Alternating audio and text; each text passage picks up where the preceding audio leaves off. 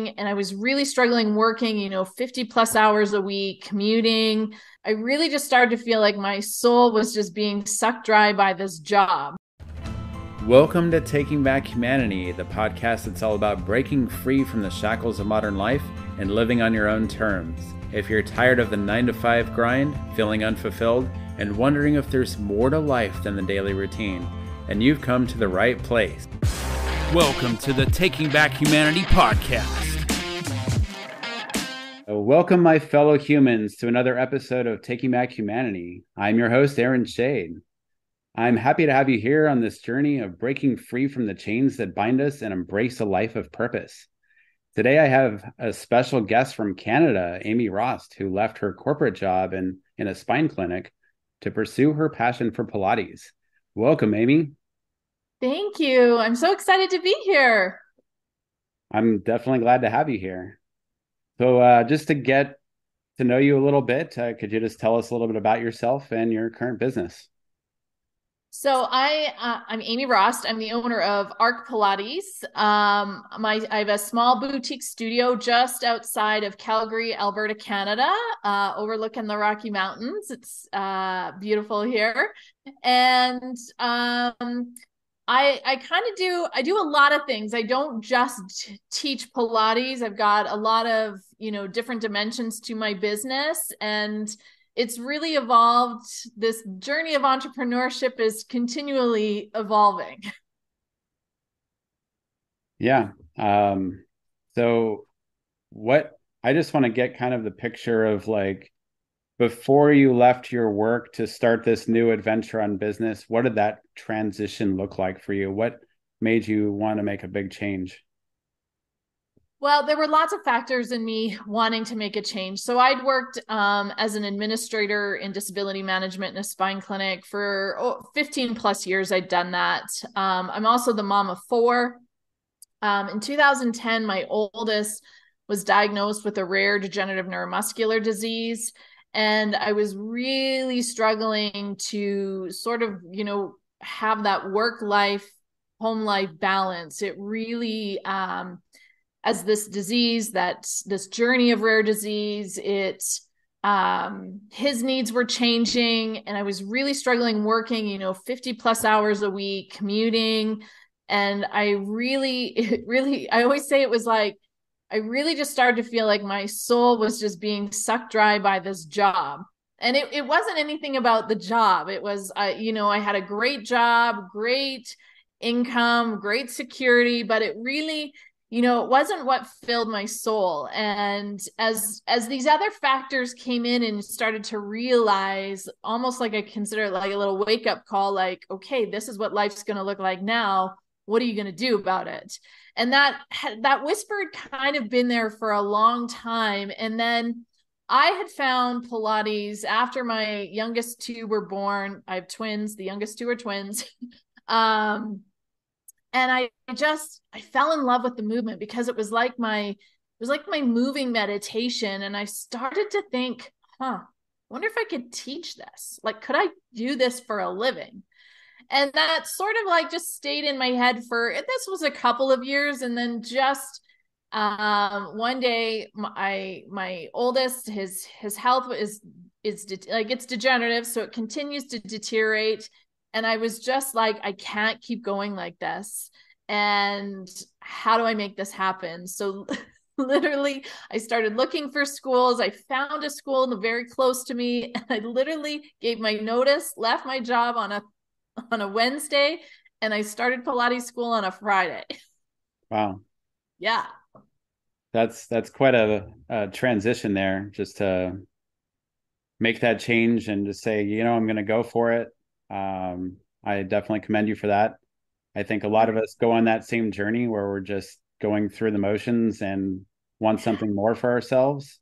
Yeah. And I've definitely had that myself. It's like, okay, what I'm doing has just been something that I've been boxed into and not exactly what I want to actually be. Right. And I mean, I think about like growing up as a kid, what did I want to be when I grew up? And, thinking about that, I did have actually an inspiration for that. And I can answer that question. I wanted to be a travel agent. So it took me over 20 years to just get into the travel space. And I've been working in travel since with my own business, but it's just thinking about that. I mean, what did you have something like that too when you were a kid that you were like, oh, I just want to do that when I get older? I don't know. Growing up, I don't know that I really knew what I wanted to do. I think, thinking back, like there was, at times I thought, oh, I want to be a teacher. Oh, I want to be a nurse, or there were a lot of psychologists. And it's kind of funny because if, you look at it, like I look back now and I think, even though I'm not a therapist and I'm not a nurse, but I am a teacher and a coach of many of those things, it's kind of bring those two, kind of bring those all of those together, I guess. And what I mean, at the end of the day, what I really love is people. I really love helping people and making a difference in people's lives. Yeah. And I think for me, thinking about even taking back humanity and what I want to do with that, I want to help other people see the possibilities of what they can do for themselves. And by actually helping people, I feel like that feeds your soul a lot more than just helping the bottom line at some company. Absolutely. And really the at the end of the day, we are responsible, yes, for the business side, but we're also like in all of our businesses, I believe we're responsible for the community and the connections that we make within that business. And that, I think sometimes we underestimate the power of that and how fulfilling that can be on so many different levels. Yeah, I learned a lot of that through even traveling, because when my most impactful travel experiences had to do with meeting locals in different places and just getting to know people of different walks of life, and that was just so empowering there. But also at the same time, I felt like, well, what if I was someone that could create some community around various subjects and help people achieve a different lifestyle? And Yeah. that's so I'm here. Yeah, I love it. So, what thoughts were going through your head when you were making that transition from your work to starting this business? Did you have some self-doubt or any limiting beliefs, or did you say like, well, I can do this and just go forward? Well, I mean, I think there's always that little bit like, oh my gosh, am I making the right decision? Is this like, I have 4 dependents, right? Like, what does that look like? But I think I really, and I think the fear was more in just what were the steps to make it happen rather than would it happen. And I was very clear that when I moved into this field and into education, I was very clear about what I wanted it to look like on the other side. And I really wanted I wanted to take back control of my time, because time is really my currency. How can I, establish a better work-life balance without, you know, in my corporate job, I was working for lots of doctors and lawyers and employers, and there wasn't a lot of balance in terms of like when they could access you. It was very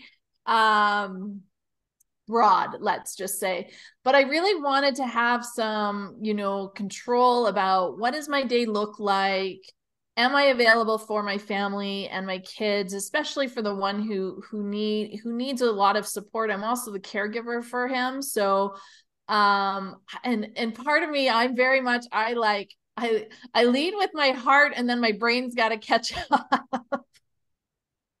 Yeah. So, what kind of people do you help with your current business? So I'm really proud of the community here at ARC Pilates. We have everything from age 7 to age 90. And like it's really movement for everybody. And part of my mission is making sure that it is accessible to everybody of every ability. And I'm really proud of that establishing that sort of open door to the greater community. And I part of my specialty is rehab and helping those with, particularly neuromuscular disease or chronic diseases, is really helping those people still move. And in a way that is, I kind of take an approach because that's my real life. My oldest is now 25, 26, in a wheelchair, fully wheelchair bound, but still can benefit from movement. It just looks a little different. And that they just, again, just making it accessible to everybody who wants to try it. And that's something that's been a challenge in our industry, but it's something that I'm very, very passionate about. Yeah, I've heard that, especially in older years, movement is very key to even a more lasting life. Because if you just like retire from your job and just sit in front of a TV all day, 5-7 days a week, then you're probably not. I mean, what kind of life is that? So I mean that's really helpful to just get out and move, because I mean, sitting is the biggest killer, I think. Yep. Well, we say sitting's the new smoking, but the body's meant to move. It's not designed to be stationary for 8, 10, 12 hours at a desk. It's meant to move. And I also believe that that movement can look very different for each of us in what really, Joseph Pilates is where Pilates comes from. His book was Return to Life. And he talks about retiring too early and then not really moving and taking care of ourselves to really enjoy those golden years. And that's really like, keep moving now so that when we get to those years, we get to enjoy, that retirement and that time where we get to do the things we love. It isn't just sitting at a desk. So yeah, body's meant to move at every age, at every age. Yeah, that's definitely true. I mean, I'm thinking even about corporate life and just sitting at that desk for 8 hours a day.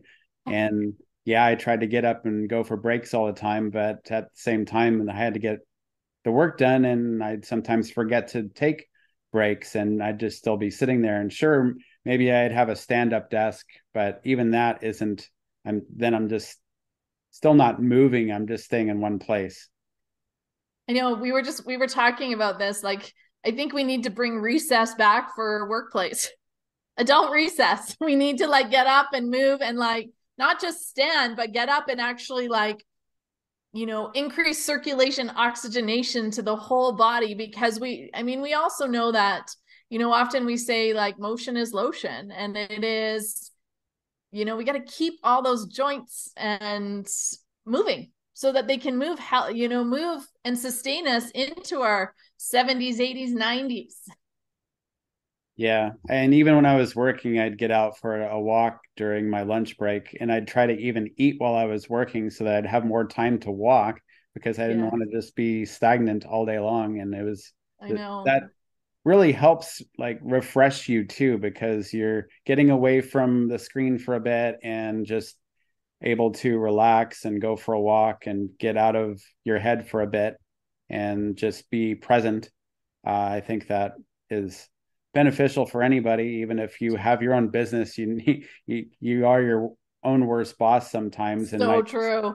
Might just end up working yourself to death with that as well if you're not careful. So I really try to balance my calendar and make sure I have time to get out and be active as much as possible. I agree. And I think, I think society so much, we almost need a cultural shift around movement and bringing back, really that opportunity to move. But like you said, it's not just about the body moving, but it is that reset for the brain, and that, we know then we're far more productive. Yeah. And maybe we don't need to work 8 hours a day if we were able to have these times to reset, because we would be more efficient at what we were doing to begin with. Right.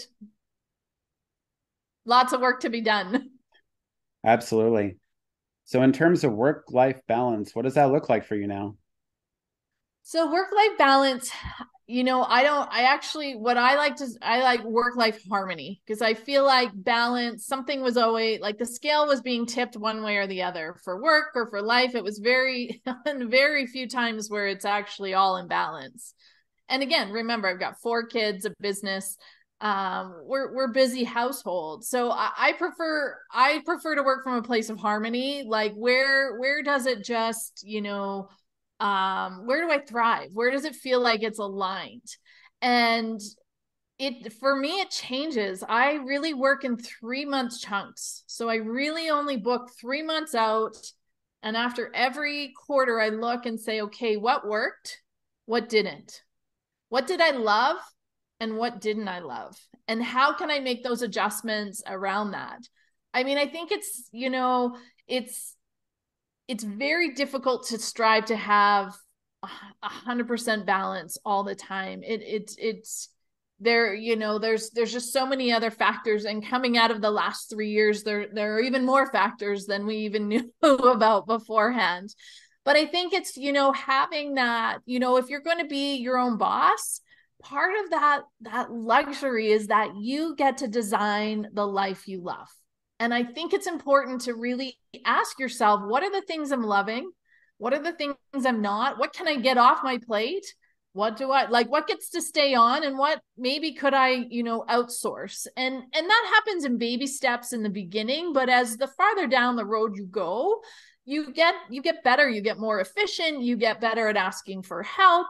And, I think giving myself that permission that I've only got to figure it out for 3 months, and then I'm going to see what's going to carry on, or what do I got to bring in something new. Yeah. I believe that throughout my entire life until more recently, I've been that gung-ho, got to get everything done and just keep go, go, go, go, go. And it doesn't matter what I'm doing. I feel like I have to do that. So I intentionally have a schedule that I put together. And during these certain hours, I'm not supposed to be doing any work.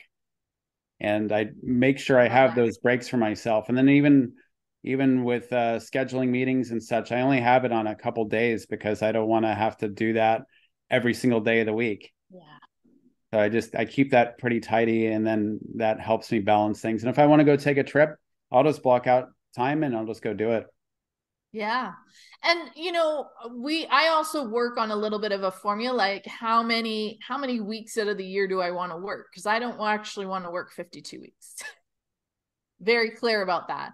But I calculate my schedule based on the number of weeks, the number of hours per week I want to work, and what does that look like to meet my goals. So I think it's being flexible and being fluid, and know that it's not always just written in stone. You have the freedom to adapt, adjust as needed. And I think that flexibility is part of one of the greatest things about being an entrepreneur. You have that flexibility, which we probably didn't have in our corporate job. There was so much structure, right? Yeah. Yeah. So I create my own structure. I don't have to have someone else telling me what my structure is. That's right. So that's exactly right. So did you face any major setbacks or failures along your journey to your business? So yes. And I always say, I'm also a teacher trainer for up and coming Pilates teachers. And I always say to them, you learn way more from the failures than you do from the when it's easy. And the first thing that was really difficult was, COVID hit in Canada, particularly the fitness industry, very hard. So over a 2-year period, depending where you lived in Canada, some studios were closed for 18 months out of 2 years. So, very, very difficult, very challenging financially, and really figuring out, okay, how are we going to adapt to this, right? We've never seen anything like that before. So COVID definitely, I was closed almost 9 months out of 2 years where I was. It depended where you were. The other thing that in April of 2020, I had scheduled to host the first Pilates conference of its kind in Canada. And we had, up until March 17th, people were still buying tickets. And then we got shut down. And so that was probably one of the biggest challenges I faced, because we had already paid the venue. There was no refund. There was only a opportunity to redo at another time. So there was lots of really hard lessons in navigating just this uncertain territory for all businesses and service providers we were working with, but also navigating this uncertain time and a ton of fear coming from teachers and students of just like what is next. And that was, I hope we never live through anything like that again, to be honest, because it was challenging. But what I will say, even though that was super challenging, like I learned so many lessons on business, on contracts, and I also learned the power of truly collaborating and connecting within your community. That the power of that is where the healing starts. But there were some really positive things that came out of that too. I think, Pilates Fest North then did happen in November of 2021. It was like it was even sweeter than it could have been. It was meant to happen at that time. Our industry, I think, the lessons we've learned and the things that have expanded our businesses is that, hybrid is here to stay. It kept the lights on in many studios, that now we are no longer limited by geography. Here we are in 2 different countries today talking online. We can do fitness online like this. And so that it really opened our door and our eyes to even a greater extension of our community, being able to teach, on demand or online. And, the power of connection, and thank goodness for Zoom. It I think in a lot of ways it brought something bigger to us. Not that I think we'll stay with that model forever, but I think we're always I know in my studio we'll continue with a hybrid. Yeah, I'm seeing most companies out there are in a hybrid. I've seen remote. There are still some sticklers out there that are full in, but I expect a lot of people will not want to stay in those positions when they can see, oh, well, I could work 2 or 3 days from home if I work at this other company. And it's just being adaptable, right? Like we've had to adapt in the hardest of circumstances. I think now is, now we have an opportunity to really step back and think of, okay, how do I want to adapt for the best life for ourselves? Yeah, I think the pandemic has definitely made the idea of work change quite a bit. Yeah, I agree. So maybe just shifting a lot of that old mindset around work and creating something that's new. And I feel like things are already changing in that direction quite a bit, especially when people start becoming entrepreneurs and doing their own thing, choosing their own life and their own path. Yeah. And it's not sticking on the train of get a job. I mean, go to college, get a job, and work 20, 40 years, and then retire, and then you can have your life. Having your life sooner than that. Yeah. Well, and I think, and in entrepreneurship like we get to design it for us. And the way I do it is it's going to be different than the way you do it, but it really comes down to that satisfaction as an individual and as a business owner, and what in that lights your soul up.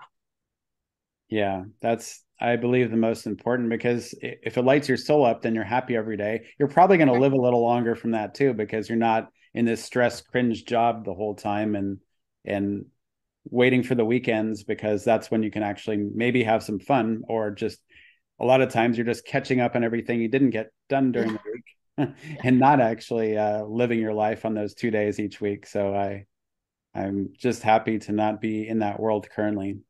Yeah. So looking back at your journey, what advice or words of wisdom would you offer others considering making this similar transition? I think I would say, a few things I think have been, uh, have been really just a foundation and a building block for my journey in entrepreneurship. And I think one of the lessons, and it's probably a hard one, is ask for help. Is entrepreneurship can feel very lonely, but ask for help. Like, find other entrepreneurs in your area. Like, ask who they use for IT, or who they use for accounting, or who, like, keep asking until you get the answer that you need. And I think that also kind of flows into the next one, which for me, like, are sort of my guiding pillars are, make meaningful connections, create, you know, creative collaborations, and use those to build your community. And if you really, and it, like, mine is a service, if I can create an incredible experience for them and really, like, make them feel like they're part of something bigger than the movement. And that's something I'm really proud of in this studio, is like, they start to make friends. They want to meet for coffee, or they come together for movement, but they stay and develop a relationship greater than just the movement. So I think that that piece is really what can move that needle forward fast. And also help to feel just supported, right? Like, it is, when you're starting out, it is lonely. You're kind of like this, lone wolf. And then it's like, I got to make as many connections. And that is what's going to really move your business forward, because people start to know who you are and what you do. And asking for help can also come back from asking from your clients, do you know anyone who might benefit from this? Who should try this? Or who might needs my service? Like, asking them to be part of, again, that bigger community, right? They become your marketing team. They become all of those things, and not to be afraid to ask them for that, because those customers are your best customers. And I think, when we come at it of creating and serving a community, we really we achieve something different. And people right now are really starved. They want to feel like they're part of something more. Yeah, I completely agree with that. I know that community, especially since we had all that time in lockdown, more in Canada than here, but Yeah. still not being able to go out and do as many things as you would have liked during that time.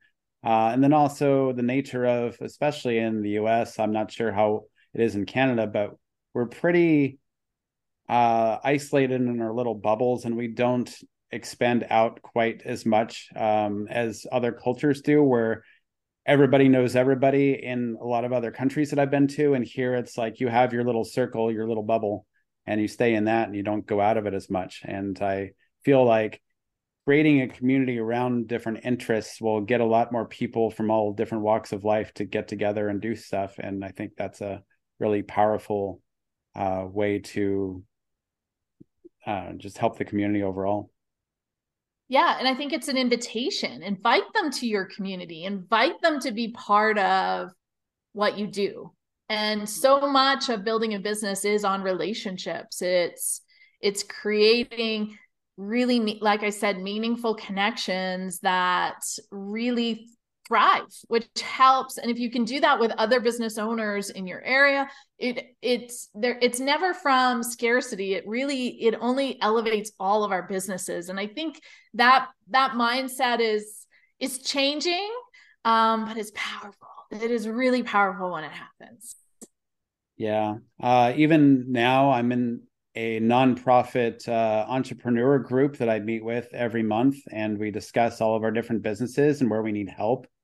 And they even can connect us with resources for if we need to get capital or anything like that to help with our business, and make a lot of different connections from lots of different kinds of people doing different things that, like, well, I can help you do this. And everybody's like really helpful to everybody else in the group. Like, I can help get you in contact with X, Y, or Z, and they can help you set this thing up. And it's just amazing to have those local community connections where it's in-person event, and just get to know other people that are also in business and might be struggling with something and need help.